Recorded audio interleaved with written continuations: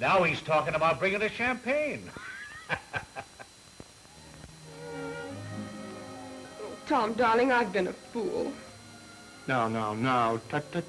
I don't want to be a businessman anymore. I can't take it. Are you sure? You've scarcely started, you know. Yeah, I can see my finish right now. Why, this is nothing. You ought to get out in the territory, calling on the trade, pepping up business. You know, I'd planned to do that, too. No, I've had enough. Are you sure? Awfully sure. Just take me home.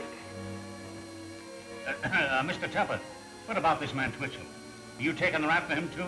Why, Indeed not. The whole thing was all his fault, in a way. Hey, Tom, get me out of here. Oh, you know. Why, of course not. That is, I mean... All right, take him back. Listen, Tupper, you got me into this. Now you get me out of it. Why, I never saw the man in my life. Tom. Okay, take him away. Tom, listen here. You dirty double-crosser. You... Now, look, Margaret, you don't suppose, as I mean to say, oh, don't you see, You bet your life I see, only too clearly.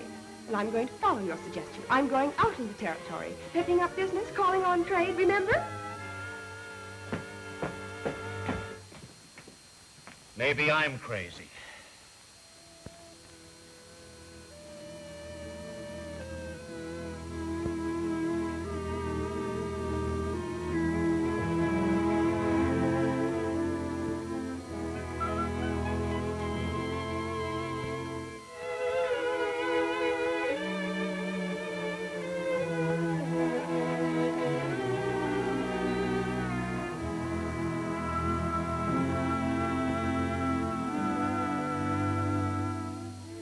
I thought it was a joke at first, advertising yourself as a dinner guest. well, it worked. Come, Tom. You can trust us. What's behind it all? I was hungry, that's all. So I made a list of our friends who always serve the best dinners and started advertising. Very ingenious and flattering. More important, I get well fed. And maybe pick up a few ideas on how you do it. Now it comes out. I knew there was some ulterior motive. Wait, fair is fair. I'll do my part. That's all right. Stick with me, Tom. I'm going out in a minute and finish dinner. You are? Do you mean to say that with servants lurking behind every door, you still do the cooking? It's a habit she got into about 20 years ago. She can't break it. I wouldn't if I could. I'm smart. Oh, you men amuse me. You're so very, very civilized, in your own opinion. You wear dinner clothes and say all the right things. And yet, underneath it all, you're only a step ahead of the caveman in his leopard skin. Helen, we resent that, don't we, Tom? Not me. I'm hungry. Exactly. And the surest way to keep any man contented is to keep him well fed. If I wear a new gown, does my husband notice it? Probably not. Now, Helen. Oh, shush. Do you suppose he would notice a new hairdo? No, not even though it cost me $10. Oh, well, that... Be quiet. But if the steak is a shade over medium rare, if the salad is the slightest bit wilted, or the biscuits the teeniest bit soggy, he notices instantly, and he roars like a cannibal. Stop it, Helen. Stop it. For 20 years I've been putting up with that nonsense. She thinks I like it. And she's right. Let me help. Oh, there's nothing to do, really. Well, at least I could get you an apron. My goodness, you are old-fashioned, aren't you? Huh? Why, I haven't used an apron since the old days of messy cooking. Glad you came? When do we eat? We'll take up the dinner now, Marie. I'm going to let you in on a little secret, Tom, but promise not to tell. Honor bright. It's the easiest job in the world. I mean it. After all, successful cooking depends principally upon accuracy. An accurate recipe, accurate cooking temperature, and accurate timing. Easily said. And just as easily done. Any good cookbook will give you the accurate measurement of ingredients. Sure, but after that, what? Oh, after that, my range assumes all responsibility. It gives me 5 absolutely accurate ranges of heat and precise timing control. There's no danger of overcooking. I may forget, but the range never does. That sounds like treason. For years we've been told that cooking was one of the most difficult of the fine arts. For years it was. A good cook was not only an artist, but a fortune teller. And a gambler as well. She had to be. But nowadays, the art of cooking is an exact science. Modest, aren't you? It isn't often you find a woman of, well, yes, wealth who's willing to spend half her life in the kitchen. Fiddlesticks. I don't live for my kitchen. I have the kind of kitchen that gives me more time to live. I have my bridge, my golf, and my club. If I wish, I can prepare the meal, put it in the range, set the controls for proper cooking, and I'm off for the day. You're leading a double life, Mrs. Bentley. But it certainly agrees with you. Norman, too. Tom, they say happy marriages are made in heaven. Well, maybe so, but they're maintained in the kitchen. And you still deny that you have a touch of genius? Deny it? Of course not. I am a genius. Didn't I select my housekeeping tools? Oh, but you don't understand. Oh, but you don't understand. Before we put in our electric kitchen, I spent weeks, mind you, snooping and listening, testing and comparing. There's an old saying that a craftsman is no better than his tools. Well, I wanted the best, and I got the best of everything. Oh, you mean there's a difference? Oh, Tom, perhaps you better stick to tractors.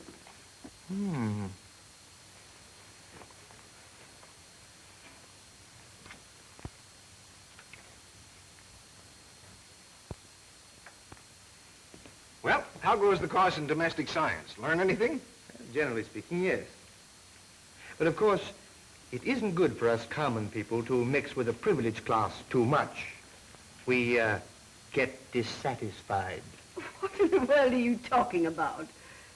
We may look into your ritzy kitchen and wish, but that way lies revolution. Tom Tupper, you're an idiot. Ellen, remember, he's a guest. Just stab him with a fork. Oh, not till after dinner, please. Where are you guesting tomorrow night? Now, let me see. Tomorrow night is the Rogers dinner party. Then on Thursday I'll be... Oh, that's all I want to know. Why? Nothing. You'll find out when you see Marion Rogers' kitchen. Come on right out to the kitchen. Every man's his own butler. Where do these go? Careful, I have my hands full. Oh, please, you can't all come out here. Go away, most of you. Marion, you pick your assistant. Well, I'll have to. Suppose you and Tom Tupper bring things up. Honestly, there isn't room for any more. Old Tom Tupper works for his supper. Yes, but it was worth it. My word, this is a doll's house. How you managed a dinner for 8, I'll never know. It's a lazy woman's kitchen. Just sit on a stool in the middle and, well, everything's within arm's reach. Tom, I'll get out. I want to turn around. All right, Marion, where do I begin? Don't bother, Tom. I can manage, really. Don't give me that. A Tupper never goes back on his word. Very well. Scrape the dishes. Consider it done. You, do have a garbage pail, I suppose? Or do you just throw it out the window? Now, my grandmother Oh, always... I know. She kept the pig in the parlor, and the pig ate the scraps. Faith, and she did that. But she never left the garbage in the sink, bejabers. 'Tain't decent. Oh, your head's as thick as your dialect. Now, here, look, Grandpa. You scrape everything into the waste exit. Bones and everything? Well, of course. And you put the cover on.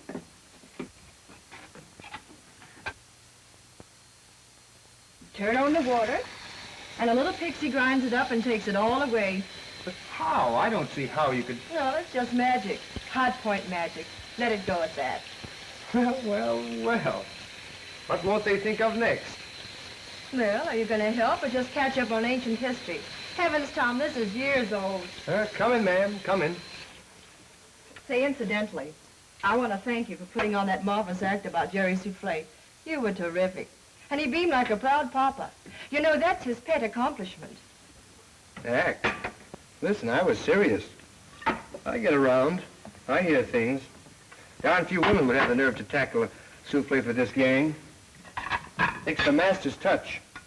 Just goes to show that men can do a better job in the home. All right, stupid. But it might interest you to know that while he was supposed to be hovering over it like a guardian angel, he was taking a shower and dressing.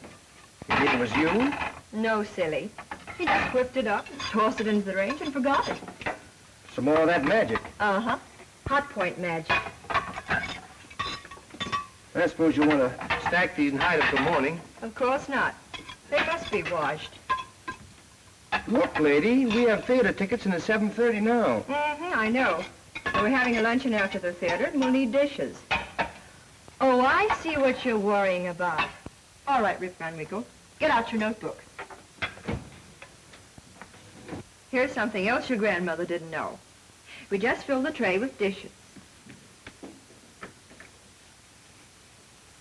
Drop in a tablespoon of Calgonite cleanser.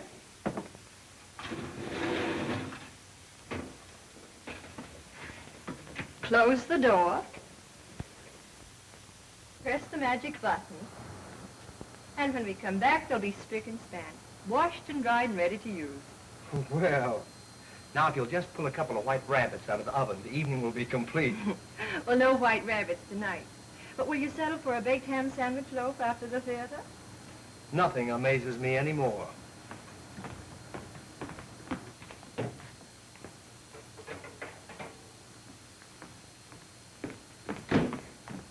A magician isn't supposed to reveal his magic. But here goes. I put the sandwich loaf and the banana nut bread into the oven. Then I set the temperature control and the timing control.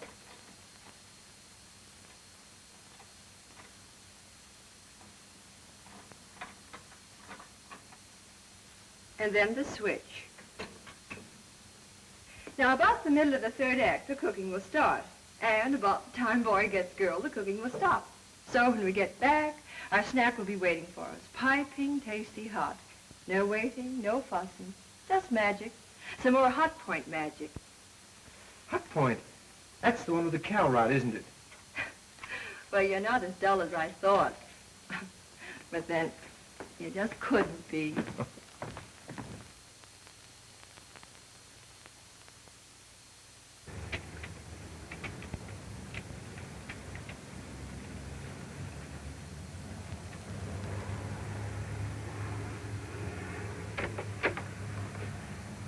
Tom, sorry to have kept you waiting. We were all in the basement. Should have barged right in. Here, for the kids. And you lay off. Well, come on in. This is wash day. We're just finishing. Oh, don't apologize. I'm not, but you're early. Hi, Mr. Tupper. Hello, Uncle Tom. Hiya, kids. Well, who's boss on this job? I am. Looks like you've solved the labor problem here, all right. Not so loud. They haven't found out they're working. I heard you on the radio, Uncle Tom. We're not supposed to mention that. You're right, too. Maybe we better skip the whole thing. I can iron better than her any day.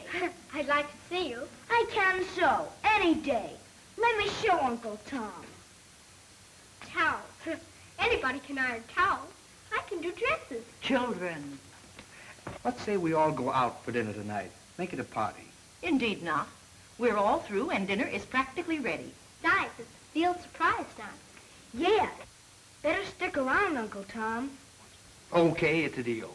Will you excuse me, Tom? I want to slip into one of those company for dinner things. Do you, well, is it all right to leave them? Oh, they're perfectly all right. That's just one of the virtues of an all-electric home.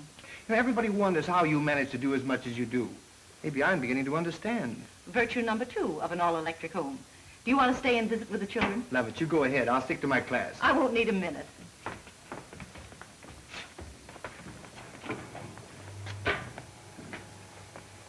You're pretty expert, aren't you? Ah, this is easy. You should see me do pleats. I can press pants, I bet you.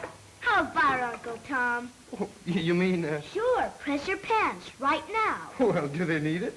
Of course not. He's just showing off. Bet I could anyway. What's this? The dryer. Don't have to worry about rainy days. That dries things quicker and better. Hospital clean. You've been reading the ad. This the, water heater? Doesn't feel hot. Yeah, can't get into trouble with that. John, don't tell me you ever had any trouble with the water heater. I'll say he did. Before we got our new electric one. I was young then. I'm all through. Shall we go up? Up we go. I hope you don't mind my spying on you. I was wondering about that. You seem awfully domestic all of a sudden. There's a reason. Could it by any chance be associated with a certain radio outburst? Possibly. Just possibly. Have you found the answer yet? I'm beginning to. Well, tonight you will have your lesson in living economically and liking it. Well, I call it pretty luxurious living myself. And man fashion, of course you were wondering how we could afford all these luxuries. Oh, well, now, Kate, you know very well, none of my business. You men, a new typewriter, air conditioning, or a new expensive gadget for your office. That's an investment. But modern homemaking, that's a luxury. Not at all, nothing of the kind. I only said that you... I love to see a big businessman deflated. Well, meet the champion and lay off. All right, Tom. Well, this is my side of it. We have an electric home because we can't afford not to have it. Take our refrigerator. We got a big one, and the finest that money can buy. Why? To put on the Ritz? Oh, no. To save money. Look.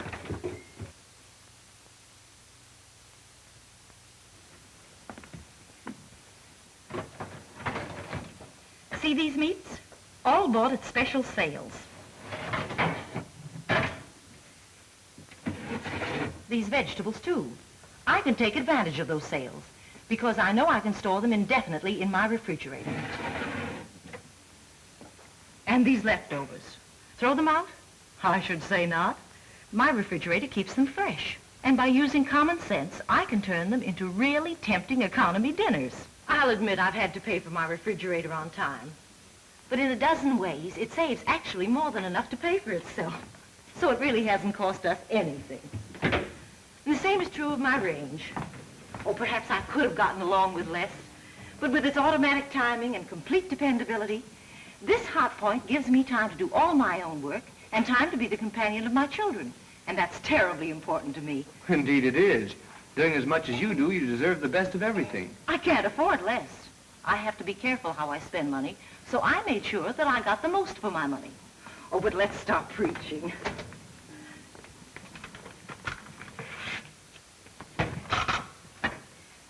This is what the children call veal surprise.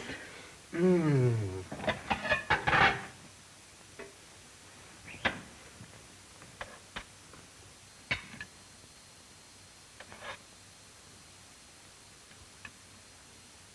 Would you ever guess that this was made from leftovers? Leftovers that a lot of women would throw away.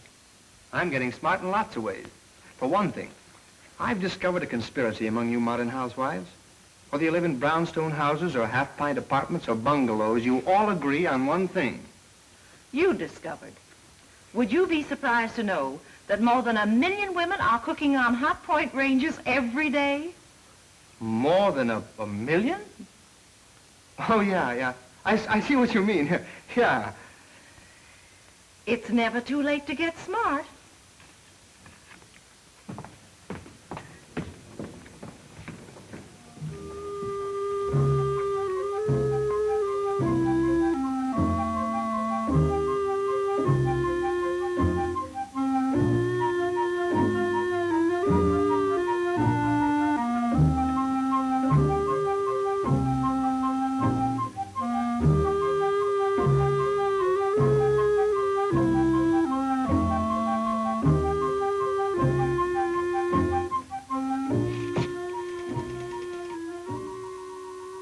Western Union, please.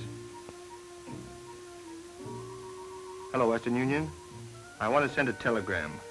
To Mrs. T.J. Tupper, Commercial Hotel, Central City. And the message, think you should be told your husband is behaving very strangely. Add, Things are going on in the nest which you deserted that will bear investigation. A friend. Meddling fool. Of course, it's Tommy rot. Am I worried? Yes!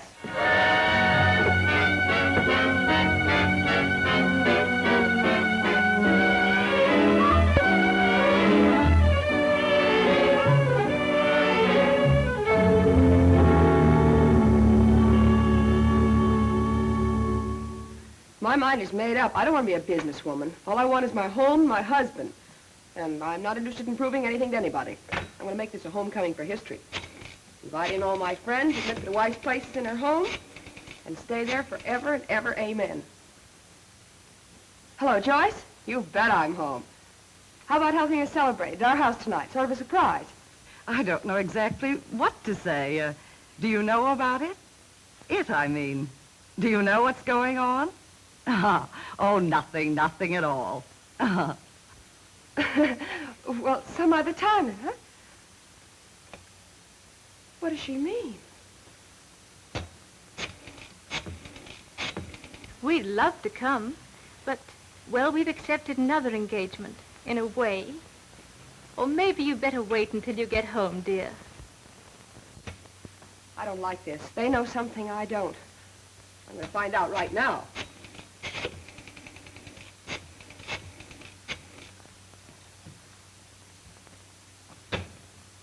That was my house.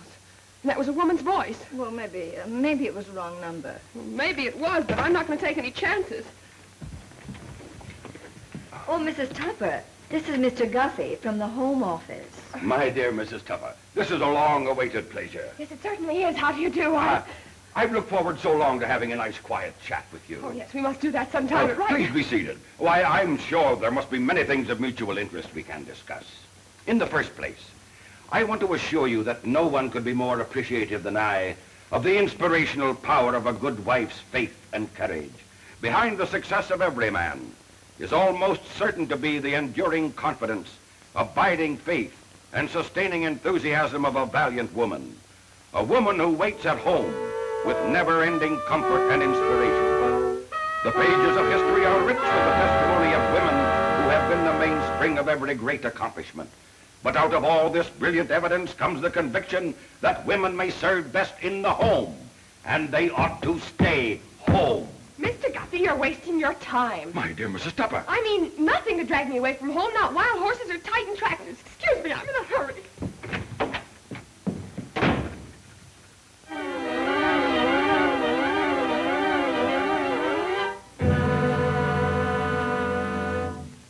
Please hurry, can't you drive any faster than this? Sure, but the cops don't like it much. Cops. Cops. Did Paul Revere worry about traffic tickets? Did Washington stop for traffic lights crossing the Delaware? Step on it. Lady, I don't know what you're talking about, but here goes.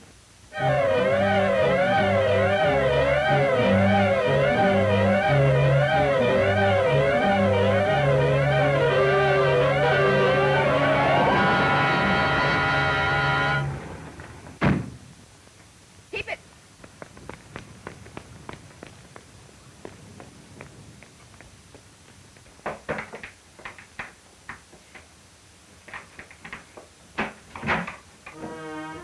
Welcome home. Surprise! Happy homecoming. Come on in and join the party. Hello. Isn't it fun? It's our night to be waited on. The men are serving the dinner. They planned it and prepared it all by themselves. My, they're proud. Yes. Isn't it lovely?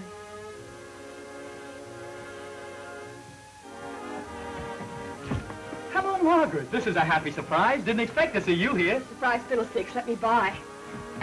Well, look who's here. Hey, Tom, look who's here. Bob Butler, get out of my way. Darling. Hello, sweetheart. Now, come, I can't stand women messing around my kitchen. Besides, we're all ready to sit down.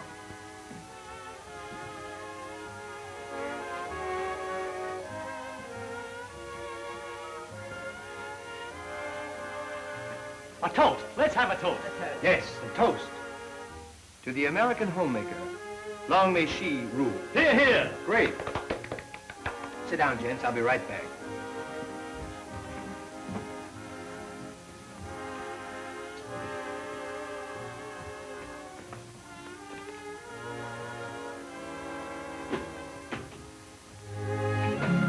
Oh, a HOTPOINT kitchen. Hey, I thought I told you.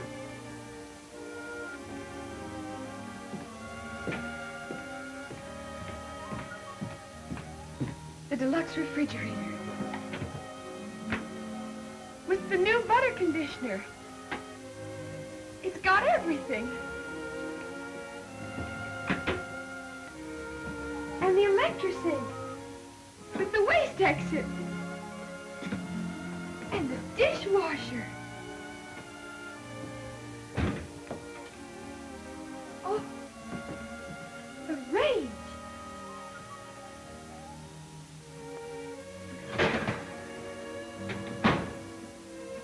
Oh, Tom. Which just goes to prove that when business efficiency comes into the home, it... Hey, wait a minute. You talk like an expert. Did someone tip you off? Oh, no, darling, not a word. I don't believe it. How did you learn all about a Hot Point kitchen? I read the ads.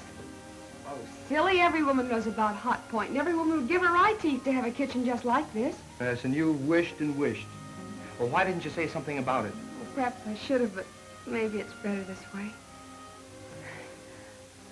Oh, darling, we do have guests.